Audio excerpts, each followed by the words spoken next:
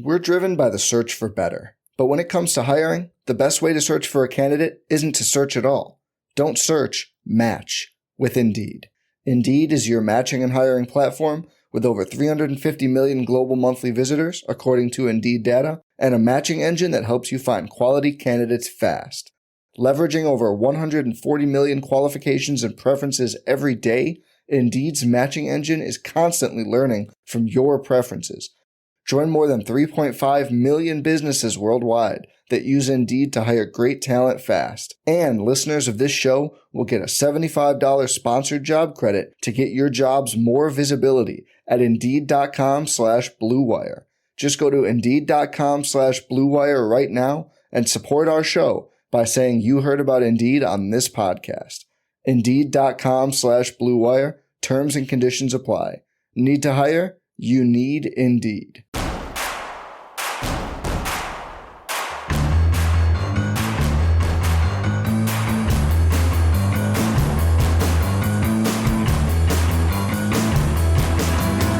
From your favorite source for Chicago White Sox talk, delivering news, interviews, analysis, and more. This is the Sox Machine Podcast with your hosts, Jim Margulis, James Fegan, and Josh Nelson. Thanks, Rob, and welcome to the Sox Machine Podcast. I'm your host, Josh Nelson, and it's Monday, March 4th, 2024. We are inching closer to opening day, and now we've gotten a chance to see more of the White Sox starting pitchers. Early results? They've been good. Nice first impression from Erick Fedde. Michael Kopech struck out 5 against the Cubs, and Dylan Cease is feeling the best he's ever felt at spring training. He also thinks that many people are sleeping on the White Sox in 2024. Are we? We'll discuss that and the White Sox spring training results later in the show. Plus, did Scott Boras overplay his hand with his client, Matt Chapman, who signs for just a 3-year, $54 million deal with the San Francisco Giants? Oh, and there's another update regarding the White Sox South Loop pursuits as Governor J.B. Pritzker opines about the proposal, and now it seems that the White Sox will have to make this a group project for any chance of getting taxpayer money. Joining us to start the show is one of us, a diehard White Sox fan, but his day job is covering Illinois politics. Welcome to the Sox Machine Podcast for the first time. It's Brenden Moore. And Brenden, thanks for joining the show. Happy to be on, Josh. What do they say? Long-time listener, first-time caller? Yes. And I've had a feeling for a while that our paths would eventually cross as the White Sox be looking to build a new stadium with the current arrangement with the Illinois Sports Facility Authority expiring in 2029. And you have tremendous insight in what is happening down in Springfield. On February 28th, Governor J.B. Pritzker, and you were able to get video of this and you posted it online on Twitter, was asked about the White Sox South Loop proposal, and he remained skeptical of providing the taxpayer dollars to get a deal done. Brenden, what are you hearing about this proposal down in Springfield? Is there any support to provide taxpayer funds? Well, Josh, as they say, it's early innings. It's only February. We just heard about this proposal just last month, so it's still very new, and I think a lot of folks are still digesting the proposal. Many rank and file lawmakers have not been briefed on it yet. Some of the legislative leaders have, the governor's staff has, but in general, I think there is the word the governor used last week was reluctance. He's reluctant to give public money for another stadium to be used by a privately owned team. I think that things can happen and move quickly in Springfield, but there's still a lot of work to be done on the White Sox's part, related Midwest's part, to convince lawmakers that this is a good investment. And quite frankly, I think the bars are going to be higher than it has been in the past. The governor said that the White Sox, Jerry Reinsdorf, is going to have to prove that there is a good return on investment for taxpayers for them to have public money. And there's going to need to be more than what's been shown so far. Yeah, that's a good point that you make, because for the longest of time, actually forever, we never got insight in what MLB teams' books really were. The Players Association would love to know. It'd help, especially with CBA negotiations. Jerry Reinsdorf's argument is that he can't keep up with other MLB teams because they're in Bridgeport, which as a Bridgeport resident is a slap in the face. However, The Braves are now publicly owned. You could buy shares of the Atlanta Braves. And their annual report came out on February 28th. The baseball revenue generated $582 million, and the mixed development around their new stadium complex was $59 million. And I have to admit, Brenden, even if the White Sox won 105 games in 2024, they are not coming close to those numbers unless they double or triple their prices at Guarantee Rate Field, and they just don't have the mixed-use development by the stadium currently. However, I say all these great things for the Braves, and it's great things for that public company, but Cobb County is still on the hook for about $15 million a year. So the public's still financing what is generating more than $500 million in revenue. What level or scale are you hearing would convince Illinois politicians that this would be a good return on investment? Like, what avenues is the state looking for in a possible South Loop project? I still think it's very early I don't think numbers have really been discussed yet, but I think it's just the general premise that, as you said, Josh, that taxpayers should not be left on the hook for a development that is quite frankly, going to enrich those developers, whether it is Jerry Reinsdorf or Related Midwest. I don't think it's clear yet what if Reinsdorf will have a stake in the surrounding development and if he can use that to put it back into the team like the Braves have and others have. But I think that in general, as we've seen, the past 30 years or so, these bonds have been backed by bonds that were used to build Guarantee Rate Field and later to renovate Soldier Field, were backed by this 2% hotel tax. But obviously, there are some years where the hotel tax did not generate enough, and the taxpayers were left holding the bag to cover the whatever wasn't covered by the hotel tax. And I believe it's $5 million a year each from the state and from the city of Chicago as well. That's already baked in that they have to contribute. So I think it would have to be a different arrangement than that. I think Reinsdorf has thrown out that type of idea with that special sales tax district that would be used to, again, as a backup if the hotel revenue doesn't meet the bond payments. But even then, that's public money. And I think that there's a general skepticism among legislators who, want to have priorities, and they want to spend money on other things that will help their constituents. And I think that there's just, again, a general reluctance to help out a billionaire who, I think still has to answer the question of, I mean, obviously it'd be great if they went to the South Loop and the development sounds great and the renderings are great, but that's still not necessarily doesn't necessarily make the case for why taxpayers should be asked to contribute to this project. Why can't it be privately funded? So I think there's a lot of questions that still have to be answered, and they have a lot of work to do here in Springfield. So the very next day, so on February 28th, Pritzker speaks. On Leap Day, February 29th, a lot of Ozinga concrete trucks are down at 400 North Lakeshore Drive, and they're starting to pour concrete in what is known as the Spire. So podcast listeners, if you're in Chicago, if you remember, this is that hole in the ground for the last 15 years that was just overgrown with vegetation for a while. Well, that skyscraper project is now underway, and it's set to be completed by 2027. 72 stories tall, providing luxury apartments, which 20% will be affordable. And you know who's developing that project? Related Midwest, and they got $500 million in private construction financing for this new tower and also building a new public park, Brenden. So help me understand, in our podcast listeners, all that I see with the Related Midwest in that Spire project for public assistance is that they're working with the Illinois Housing Development Authority to help out with the financing for the project, but most of the support, private financing, is coming from Wells Fargo. If Related Midwest could count on private funding for this project, what makes Project 78 in the South Loop different in the eyes of the politicians that they would consider public funding? Or do you see some politicians using what is happening now at 400 Lakeshore Drive against Related Midwest in their counter argument, saying, hey, if you got private financing for this project, why can't you get private financing for the South Loop? Right. I mean, I think it's a very fair point. I think that the I guess the question would be, the 78th's been vacant for a long time, but uh, the the premise of public funding is it would be a catalyst for opening up billions in private development dollars that would go to the surrounding development.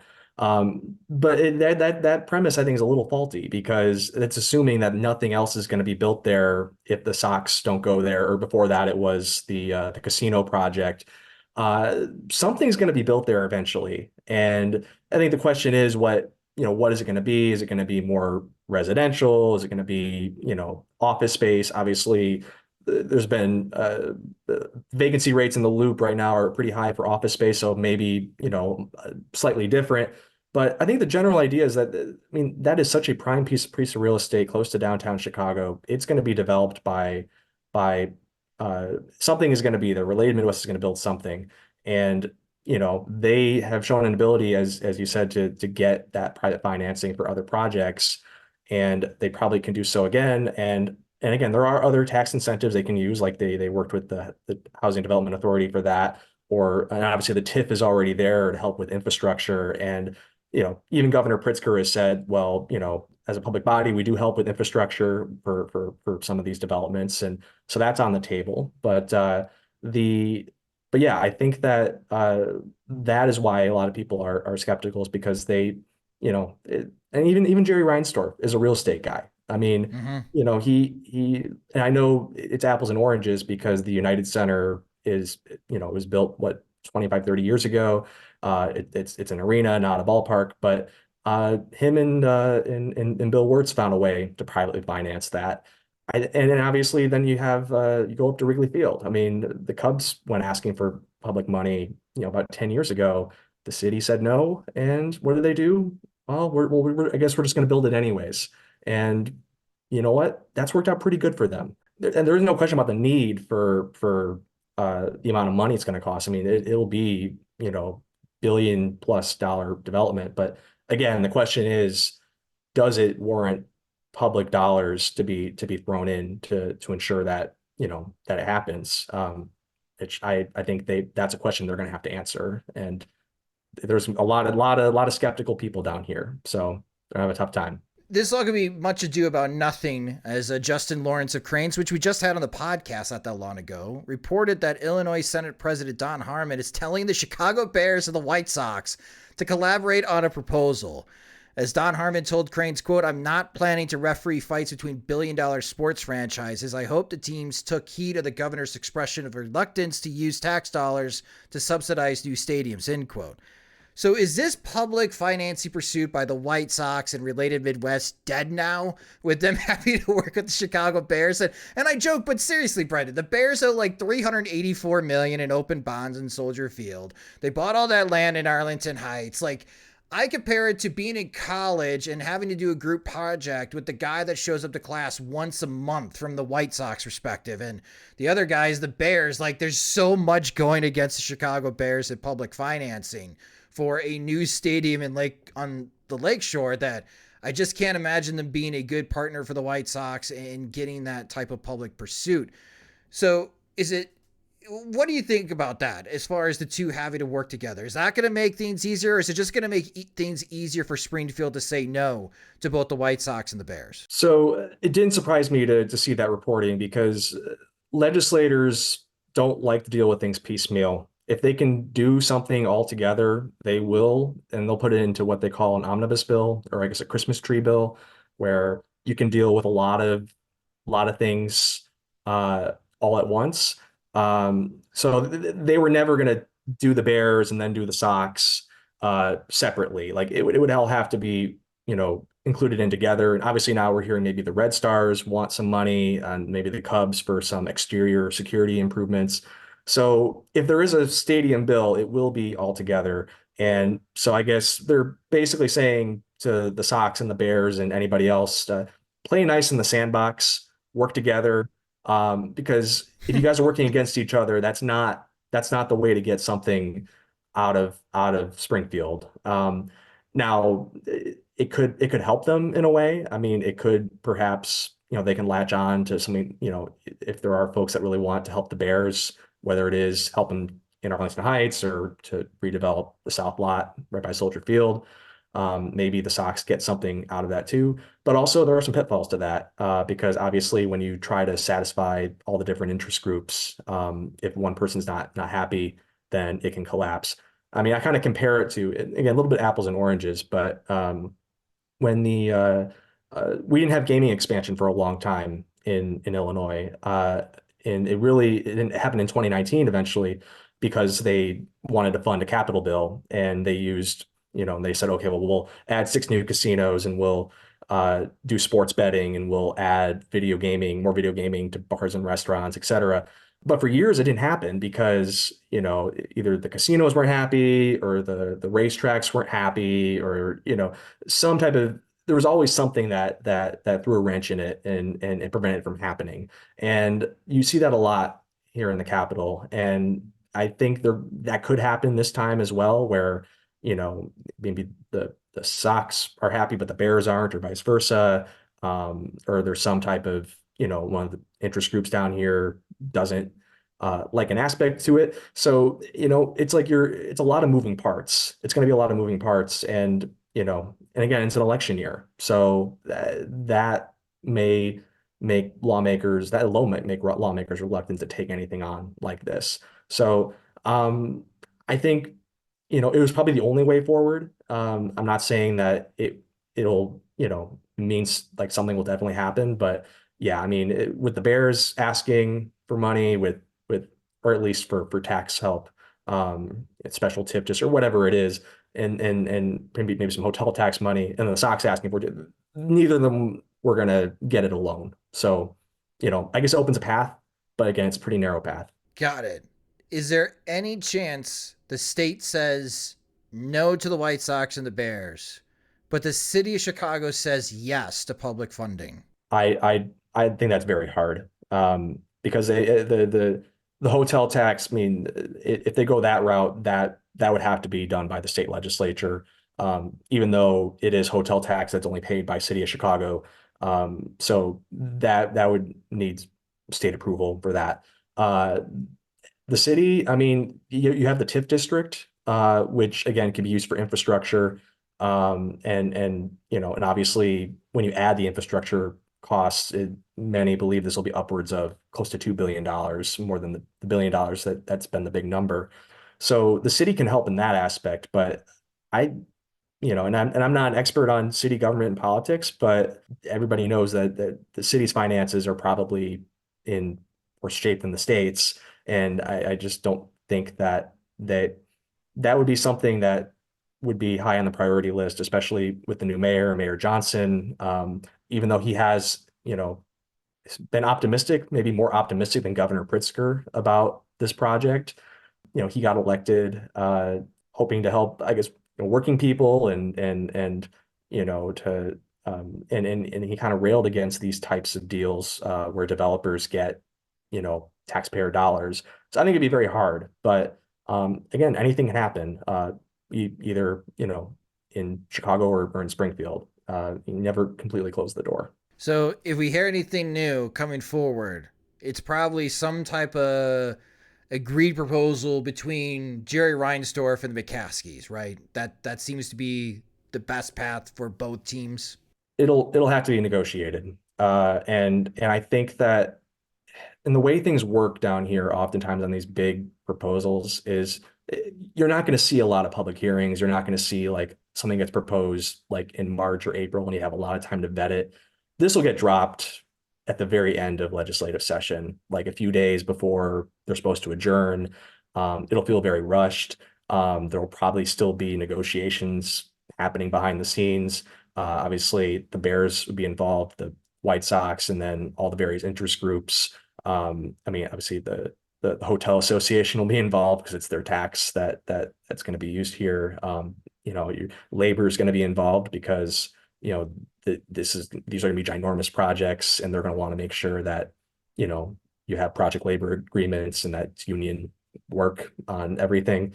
You're going to have a lot of people at the table, and again, even if you get an agreement among those parties, you have to find, there's 3 numbers that are the most important numbers in Springfield. 60-31. You need 60 votes in the House, 30 in the Senate, and you need the governor's signature.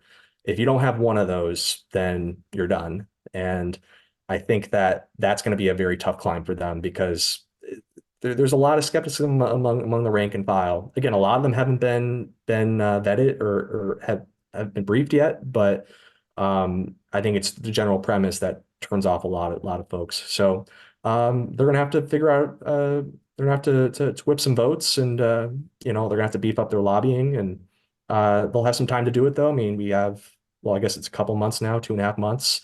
It'll be interesting to watch. So the session ends on May 24th, the current one, correct? Supposedly. Technically May 31st is the deadline everybody uses, because after May 31st, anything that it's called overtime, and anything after that gets passed with an immediate effective date would require a supermajority. So it goes up from 60 to 71 in the House, 30 to 36 in the Senate, much higher climb. So most say May 31st is we'll see if they get done May 24th, but I think we're going to be in that last week. So okay, so if they don't have something on the table by May 31st, when is it possible that the state would even entertain a vote on something like this? So if not done this session by the end of May, there's veto session in November, which is when they come back for 2 weeks to take up bills that the governor vetoed, or sometimes they'll just take up other bills. There's no restriction. But again, if that were the case, it would require a higher vote threshold. So that would be very difficult. But they could come back in January before. So again, the election happens in November. They get sworn in for their new terms in early January. But before they get sworn in, they can come back for what's called lame duck session, where you still have the legislators from the previous session before the new ones get sworn in. And sometimes that's when things can really happen, because you have a lot of legislators that are retiring that are not going to have to face voters again. And the threshold goes back down to just simple majorities. So that might be maybe a more realistic time frame, because it gives some of the groups time to negotiate. It gives them time to talk it out. I know the Bears have said, Kevin Warren has said he wants some resolution on what they want to do by the end of the year. So I think that might still work with their time frame. And obviously the Sox have a few years to figure out what they want to do, given the lease is up in 29. So lame duck session in early January might be one to watch. Again, no guarantees, but it might be a time where, again, it's after the election.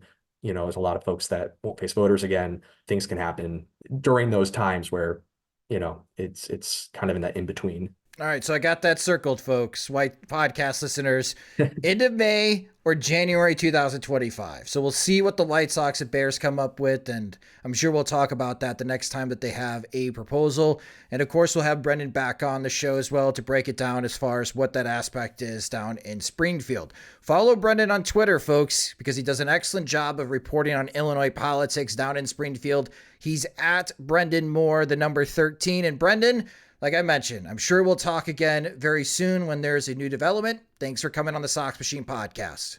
Thanks for having me on, Josh. We're driven by the search for better. But when it comes to hiring, the best way to search for a candidate isn't to search at all. Don't search, match with Indeed. Indeed is your matching and hiring platform with over 350 million global monthly visitors, according to Indeed data, and a matching engine that helps you find quality candidates fast. Leveraging over 140 million qualifications and preferences every day, Indeed's matching engine is constantly learning from your preferences. Join more than 3.5 million businesses worldwide that use Indeed to hire great talent fast. And listeners of this show will get a $75 sponsored job credit to get your jobs more visibility at Indeed.com/Blue Wire. Just go to Indeed.com/Blue Wire right now and support our show by saying you heard about Indeed on this podcast. Indeed.com/Blue Wire. Terms and conditions apply. Need to hire? You need Indeed. This episode is brought to you by JLL. Get an insider view into the world of commercial real estate with JLL's podcast, Trends and Insights, the Future of Commercial Real Estate. Whether you're curious about making cities more sustainable, the evolution of office space, or AI opportunities, this podcast will help keep you a step ahead. Tune in for candid conversations with business leaders about the biggest trends impacting how we live, work, and play. Subscribe to Trends and Insights now at jll.com/podcast. Welcome back to the Sox Machine podcast, and it's time to bring James Fegan and Jim Margulis into the fold. Welcome, gents. More spring training action to discuss for the White Sox, especially on the starting pitching front, as we got a chance to see Dylan Cease and Michael Kopech and Erick Fedde on the mound making their first appearances in spring training. And James, I'll start with you. Dylan Cease looked pretty good for his first outing. 2 innings, allowed 2 hits, walked 1 with only 1 strikeout, but he feels like he's in the best shape that he's ever been in for any spring training in his professional career, as he tries to get ready to go for the upcoming season and also continues to try to avoid trade talks. What were your feelings about Cease's first appearance? And when you got a chance to talk to him when you were in Arizona, did you get the impression that he did feel like he was at his best coming into this camp? He's throwing harder early in camp than he was last year. I would really recommend that he throws harder in all opportunities that present themselves to him. I think it bodes well.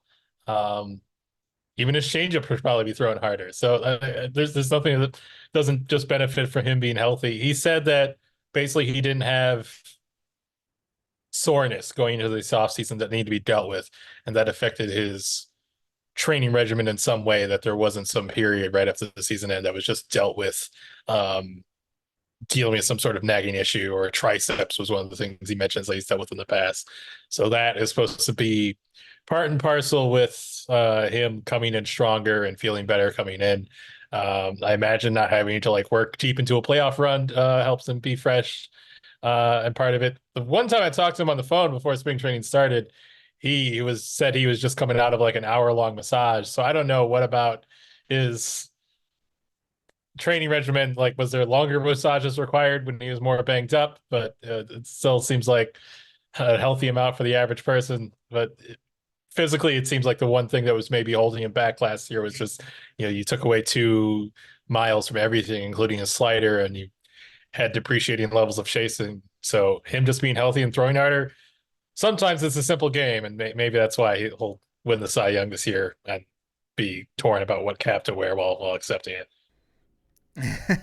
Now I'm curious of what kind of massage treatment Dylan Cease is. Is he just basic with the Swedish massage, or does he really need them to get all the knots out of the back? And for those that have ever done the massage, especially if you ever take it a cruise, they try to talk you into going to the spa room to get the massages. He could be a Salt Stove guy, or the heated rocks along the spine. Maybe it's all above. Jim, do you have a mall chair? Do you have a massage preference, Jim? Mall chair. My wife came to the bamboo stick one time where they just roll a bamboo stick up your back. That doesn't sound fun. That sounds torture. I wasn't prepared for him to say this at all. And so if you can imagine the conversation you've watched interviews with Dylan Cease, so you're just yeah, I just got out of a massage. So it's pretty sweet. I was like, sounds good. He's like, yeah, it was. All right.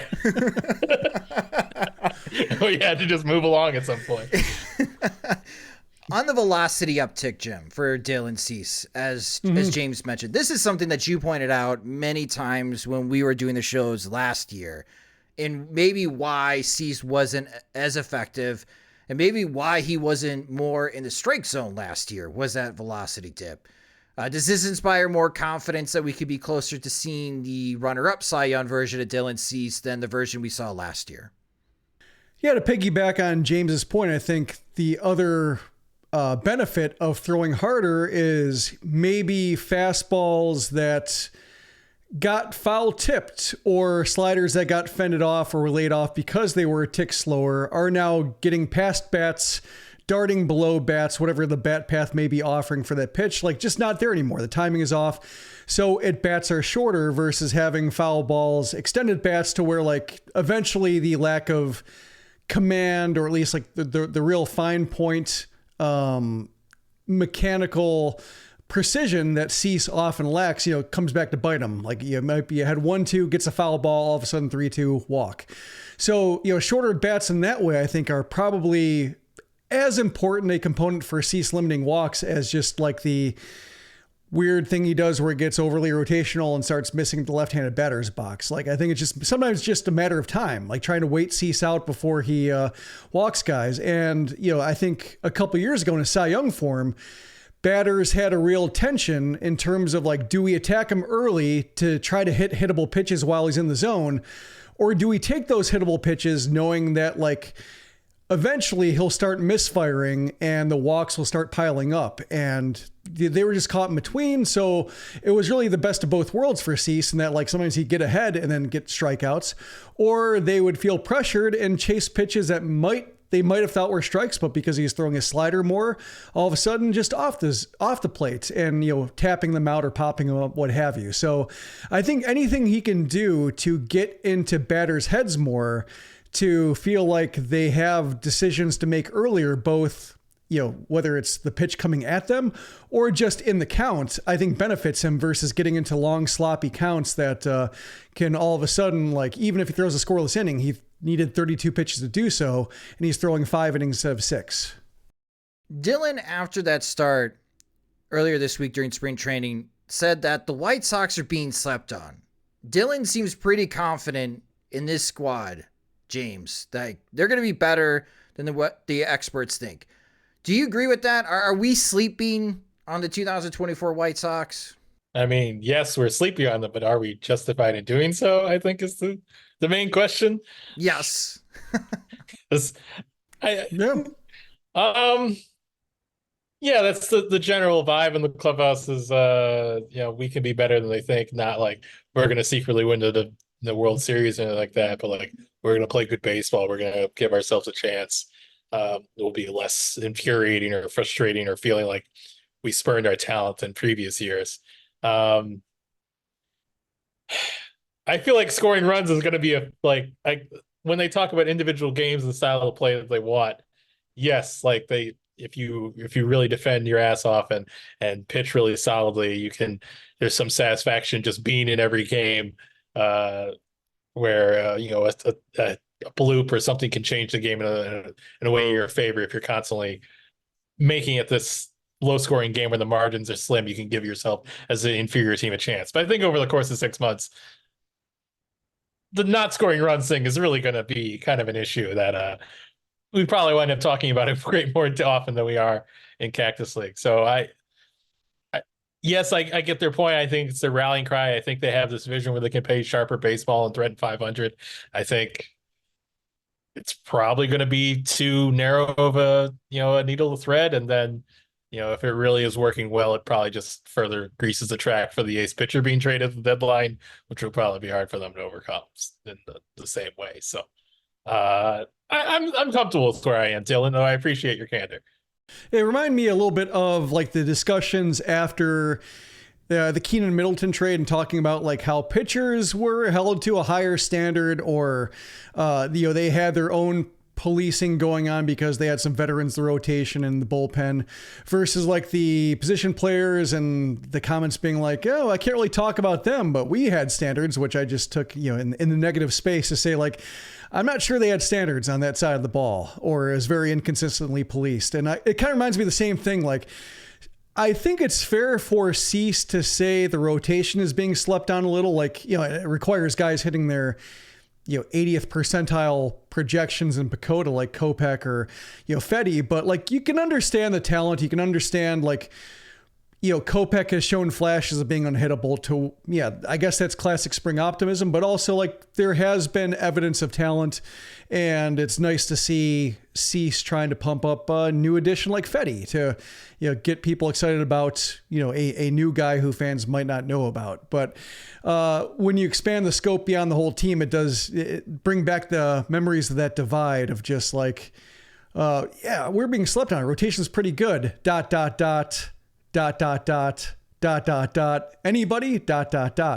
So that's why, that's what came to mind for that. And I think if Cease is only talking about like his jurisdiction, sure, I can buy some classic early season before the games count optimism. But yeah, it's hard to get excited when the run differential looks like it might look like in April when the games start counting. Yeah, I guess it depends on the player, right? Dylan Cease saying this, it caught my attention because I don't know if he's going to stay the entire season. I'm expecting him not to stay the entire season with the White Sox. So to say, hey, we're being slept on here, Dylan, I don't even know if you're going to be with the team after Memorial Day weekend, man. Okay, like 4th of July, we'll see if you're still here. Maybe Chris Getz will not budge from his price until the very final day of the trade deadline, which is July 30th this year. But if someone like Andrew Vaughn says this, then I just kind of roll my eyes and we move on. Because the position players have a lot to prove. As you pointed out, Jim, like they're going to have a big factor in how this run differential looks. Yeah, futons are also slept on and they're not that good. Well, it depends. Depends on the mattress, man. Just like massages. Depends what you pay for. James, you mentioned Erick Fedde. He looked good against the Angels right-handed batters. He struck out Mike Trout. I think that with that fastball, is he throwing a cutter as well? Is everyone throwing a cut fastball now, James? Are we back to the Don Cooper days? Does everyone in the White Sox starting rotation have a cut fastball?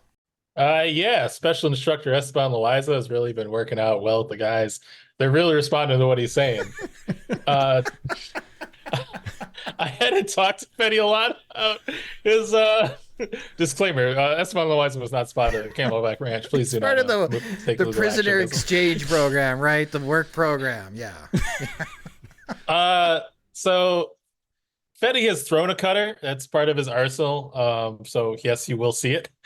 The main adjustments, I guess we can't give credit to Don Cooper, pitching coach emeritus in that situation, but kind of the big things with this arsenal is, I guess, embracing a little bit more like East-West. So I was talking it over with a scout about how he looks different in KBO versus earlier, and it's just like he throws the slider harder with more horizontal action, so like it kind of got more sweep as he made it a more 80-85 version, and then his changeup that he adapted the grip from Logan Webb now has more horizontal action as well. So he's kind of just going more extremely like side to side and a bit more where it's kind of, he says like it's embracing his natural arm slot, but it wasn't really so much that he changed his arm slot in the traditional way that we think of in terms of our planar rotation discussions from last week,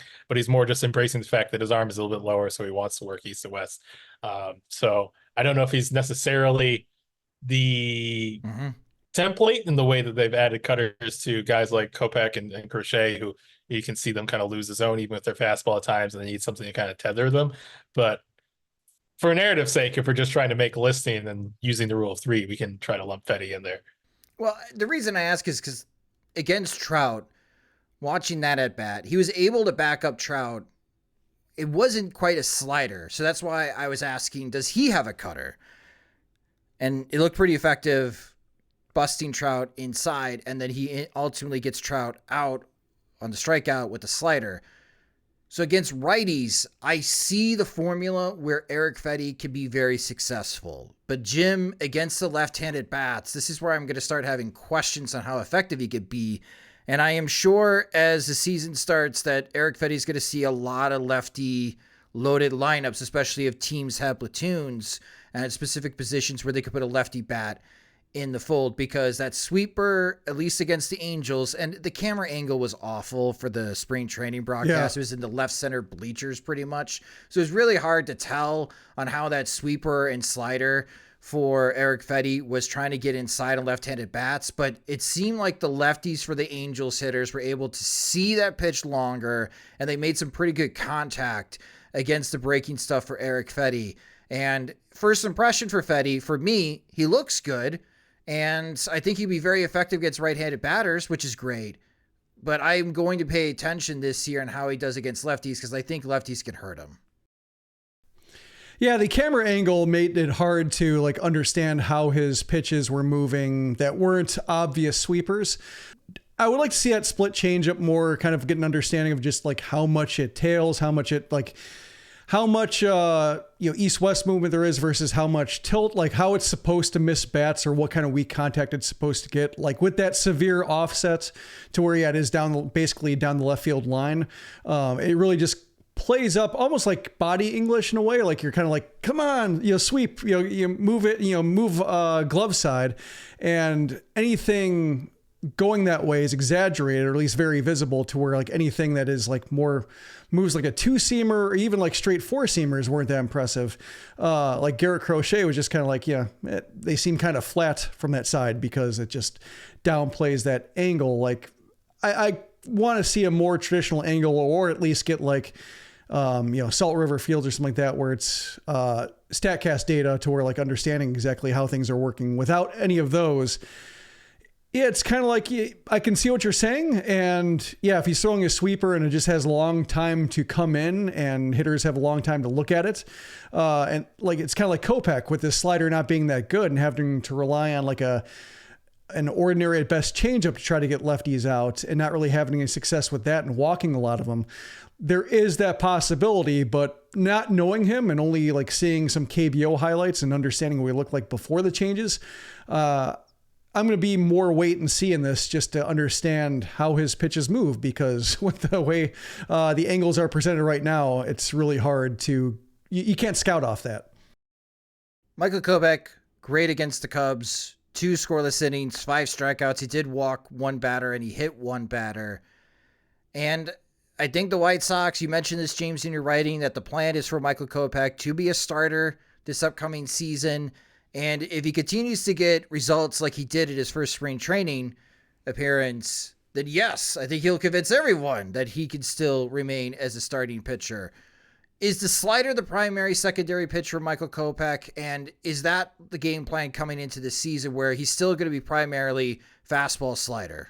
I mean, that's the goal, is for it to take a step forward in terms of reliability, so that these kind of other options he has to turn to, well, it's obviously relevant for it to keep him, become less dependent upon as the season goes on. He's certainly flashed plus sliders in the past, so it's kind of the path of least resistance. I will say, like, he was good. He looked overpowering. His velocity certainly is good. It wasn't the same kind of slow creep from last spring that, gave everyone anxiety from him sitting 92, 94 until pretty much the last start of spring. So that's an improvement. It was still very like, if we saw a snapshot of this game, the 2 innings, and we simmed to the end and we saw there was 6 innings and no runs across, it would maybe, and 10 Ks, that would also fit. It would also make sense if it was like 6 innings and 5 earned and 5 walks, because in the context of 2 innings, there's the 1 mound visit from Katz, like, as things are spiraling out of control and everything's smooth sailing from there over the course of 5-6 innings, 100 pitches. We've definitely seen him kind of spin out or fall out of his delivery and pop out of his mechanics in a way that, too much damage accumulates over the course of having to kind of reset multiple times. So it was good. It was promising. It was more promising than not. It still had enough of the old problems to make you think, like, what ratio is he battling them off at, as we expand the sample a bit more. And then Garrett Crochet, Jim. The fastball against the Angels he froze Mike Trout. So in this spring training, Garrett Crochet has frozen Shohei Ohtani and Mike Trout with the fastball. I didn't hear any velocity readings during the Angels broadcast, but to fool Mike Trout on a fastball middle, you fooled him on velocity, and I don't think Trout was expecting that type of velocity to come into the zone. The fastball looks great. The question that I have, what secondary pitch could Garrett Crochet throw over for a strike? Because it's a lot of fastballs during spring training.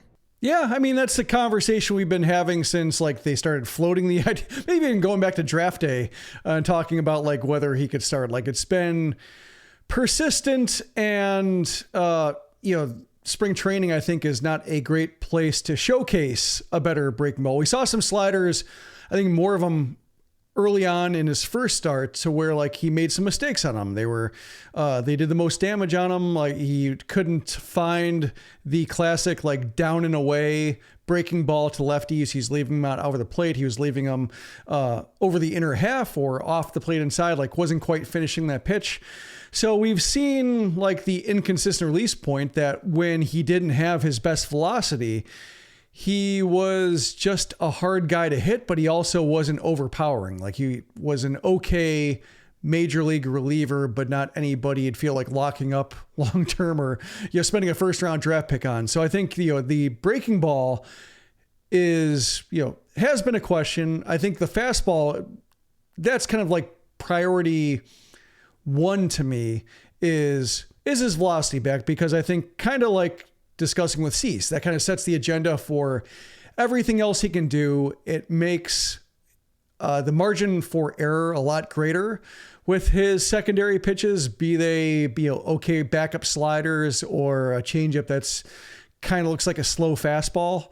There's a lot more he can do when he's throwing 98, 99, 100 versus like averaging 96, not really being able to break through that. So I'm comfortable where he is the velocity right now to be like, okay, there's a good pitcher here. Now it's just a matter of like, can he actually face hitters more than once through a lineup and offer them something different, once they get used to that velocity coming from that arm slot and extension. So there are questions, but I think like until he starts throwing like more than 2 innings in a spring outing, and we'll see like how long they stretch him to. And if they never stretch him past like 2 innings, I think that might answer your questions in terms of like, the White Sox just want a multi-inning reliever, and this is all just a way to phrase his preparation and, keep him engaged in the season. But ultimately everybody sees somebody who they don't want to throw more than 50 pitches. But if he does start throwing 3-4 innings and like, going into 60 pitches, then I think we'll have a better idea of like what he's actually comfortable throwing. And if hitters are giving him a reason to be uncomfortable throwing pitches that he actually needs to throw.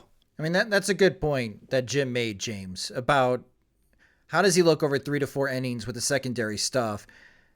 In the group chat for the Sox Machine Veterans Committee, which if you guys would like to be a part of, you could reach out to us at patreon.com/Sox Machine. You mentioned that Garrett Crochet looks to be back, at least with the fastball. Do you agree about the secondary pitches? And if he doesn't have a secondary pitch, is this still good enough to be a high leverage reliever type of profile? Because if he's throwing 98 and 100 miles an hour, I'm going to keep bringing this up. The White Sox don't have a lot of options right now in high leverage. And I know Garrett Crochet would love to be stretched out to a starter, but closers still make a lot of money, man. And if he's throwing this type of heat, there's still that backup plan that maybe he could still be the White Sox closer this season.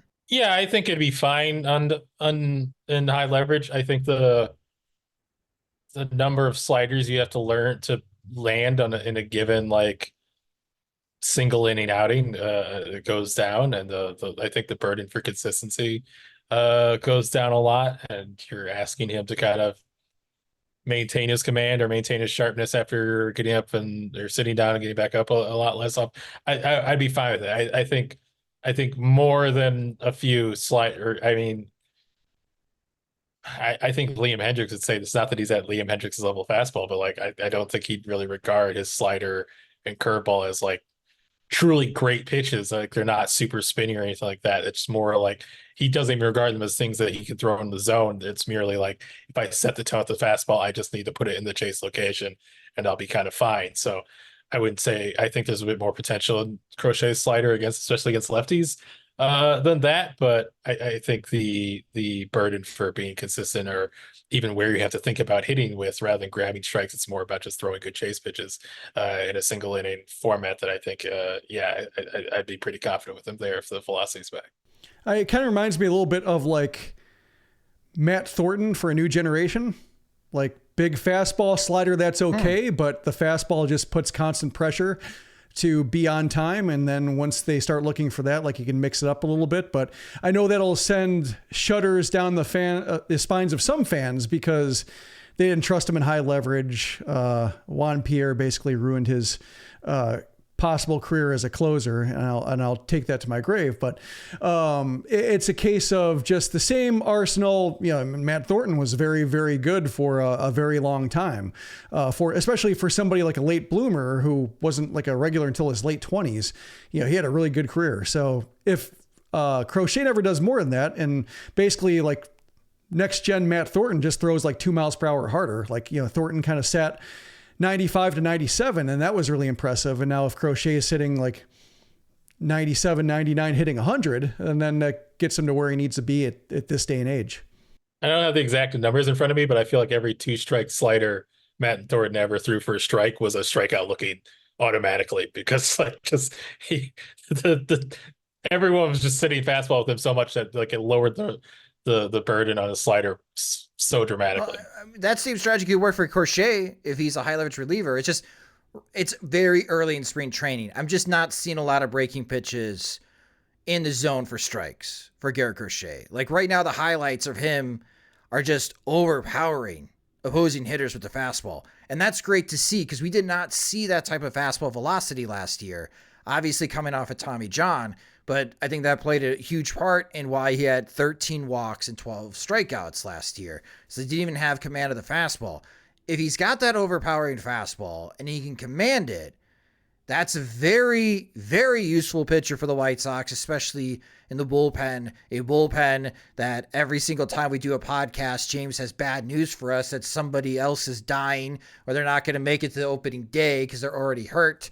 I don't think we have any reports for this episode, but it gives me more confidence in Crochet. I was really wishy-washy. I was really concerned coming into the spring training because he just did not look good at all in 2023. And not everyone bounces back from Tommy John.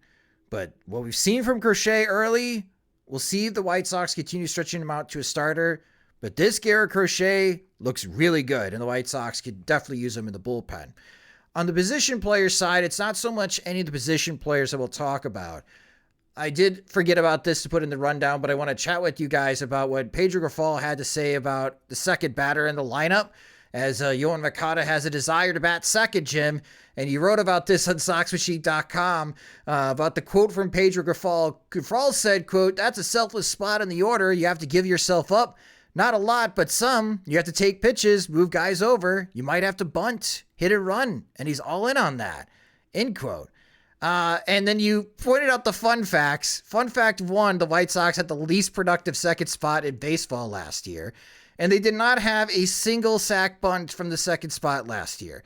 So, Jim, what the hell is Pedro Grifol talking about? I don't know. Like, basically my response to that would be like, no, you don't. No, you won't. Like, just simple, the longer you try to engage with it, the more he's winning, just because like it's just a bad argument. You're supposed to reject it on its merits. But no, there's just when it comes to him talking, it's hard to like put any stake in it, because it just seems like he's saying stuff he wants to say, but it doesn't match up with things he's done or how things went last year. And I know that, he talked to James about like the windshield analogy, and how like he's really trying to minimize any kind of talk aside from like occasionally glancing at a lesson he learned from the previous year. So not forgetting entirely, but also just not letting it get in the way of, glorious days ahead, or whatever he wants to see it as.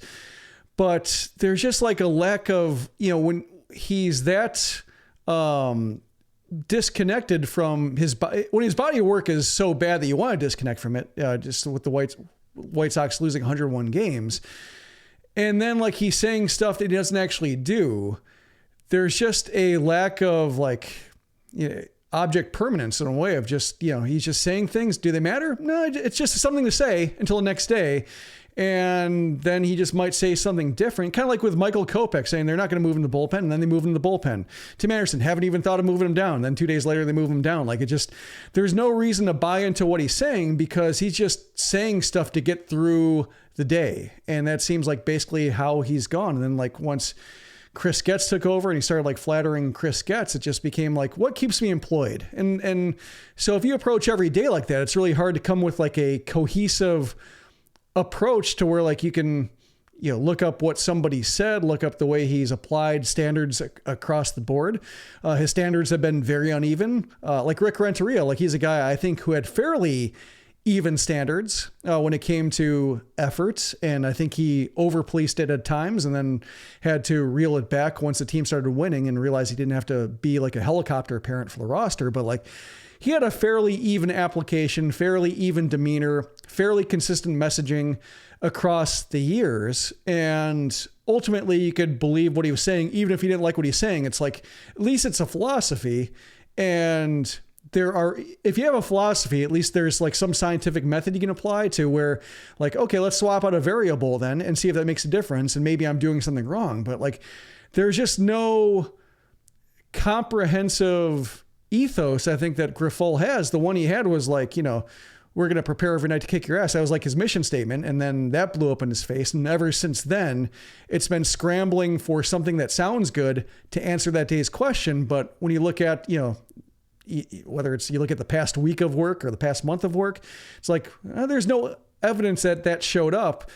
He's not saying anything different. He's still just talking about effort and how their standards are higher and things are going to change and never change. And so like that's why I think a lot of people have tuned Grifol out, because like what's the point of listening if what he's saying is like, well, that's not true, and you can just kind of reject it out of hand, and you're not wrong for doing so. I did enjoy this comment in that post in Sox Machine in the comment section. Folklore, another one of our VC supporters, he pointed out the final 8 teams in the playoff last year and their number 2 hitters: Adley Rutschman, Corey Seager, Alex Bregman, Jorge Polanco, Freddie Freeman, Ketel Marte, Ozzie Albies, and Trey Turner. Like the best teams still bat their best bats second overall in the lineup. Oh man, I just don't want to see James a opening day lineup, because if Pedro Grifol truly believes in playing small ball and going old school to number 2 hitter, that Nicky Lopez gets those at bats over Yohan Moncada batting second. Like I like the idea still of Moncada batting second if he is healthy and he is feeling confident. I'm just hoping that we don't walk backwards, if that makes sense, when it comes to the White Sox lineup. He is very motivated to talk up his guys, and he's also very motivated to try to push back against Yohan Moncada stereotypes. So he tries always defining him as playing through pain, that he's playing hurt, that he's a grinder, that he's working hard. And so I feel like this is in parcel with this of trying to pose like Moncada is signing up for this unselfish role where he'll be doing all the things and sacrificing himself for the team. But he just tends to overstate it in a way that undermines his credibility, where it's like, well, that's clearly embellished. Now I need to like call into question like everything about this. And yeah, it makes even me think like, well, what is he trying to get across by talking at Moncada in this way? I feel like it's almost like trying to goad Moncada into fulfilling these principles that he says he has, so to speak. But it just comes off very strange. Like it's not just Moncada, it's not just his players. He tends to overstate his point by more than half of the time. It's I don't know how to get him to stop. I don't know how to say like, you don't need to like hit this hard on this. Like, we get it. Or, we can kind of write the rest for you in a sense of like, just indicate you're supportive of this player, and we'll write that. You don't need to like kind of make the soaring narrative on your own. But I think it's something where you can see his effort level a lot when he's doing it, and it doesn't. And this, because of the nature of, giving comments that come off as genuine and candid, the effort level being that visible really kind of undercuts the product. A little bit of eyewash, but like with Moncada, like it seemed like he got around to like a legitimate point against like, a coronation for anybody in the second spot, like Moncada saying like, well, we want to have that top part of the lineup reliable. We want to have it like, our best hitters who are there every day. And like for a guy like Moncada, whose ability to get the bat through the zone varies like series to series based on how he's feeling and, whether his oblique or whether his, lower body is cooperating. Like, I think there is a little bit of like, motivation or accountability to make sure, like, hey, how are you feeling? Are you able to deliver with 95% today, 90%, like a good, accurate representation of how he's feeling, just to know, like, if he's going to be dynamic in that spot versus like dragging the bat through the zone, settling for opposite field singles and walks. And so, like, if you made the point that way, saying like, yeah, I'd love to have him hitting second, just want to make sure that he's good for hitting second, every week, versus like, having, these moments and then he just, can't quite maintain that level of, not effort, because I think that'd be slagging, but just like dynamism or something like that, where he's just like actually able to make the actions with the quickness that at his best he can do very well, versus when everything's lagging. So there was like a point, but it was just like larded with like a preamble that set you back to 1974, and then ultimately didn't resolve the question in any kind of way that satisfied anybody. It's kind of like, in a vacuum, my erratic but most highly paid player just asking me for the number 2 spot where the best hitter in the order goes in early March. And I said, okay, would be bad, because that's not the level of like meritocracy you seek. So he went to counter that, went and swung it to the other side of the pole, where it's now like, God, he's just sacrificing himself to be in this number 2 spot. Like, it's almost like he's hopping on a grenade. And it just, I understand why he's trying to like not make it look selfish or, like it's just handing something to him based off reputation. But then it just became a weird thing for us to interpret another way from how much he, tried to talk it up as this positive sign as possibly. And then finally, real quick, Matt Chapman signs a unique contract with the San Francisco Giants, and it's a 1-year deal in which he'll make $18 million in 2024, and it comes with a $2 million signing bonus. There is a $17 million player option for the 2025 season, or the player option, if he buys out, he gets $2 million from the San Francisco Giants. So he's not here for a long time with the San Francisco Giants. And James, the contracts that we're seeing from the final Boras 4, it feels like they're going to be free agents again next year. So we're going to have to deal with this. What Cody Bellinger signed with the Cubs. Maybe Bellinger stays for an extra year with the Cubs because of the way that it's set up as far as pay. But Matt Chapman probably will test free agency next year. And we're still waiting for Blake Snell and Jordan Montgomery to sign. And here we are in March, and they're still free agents.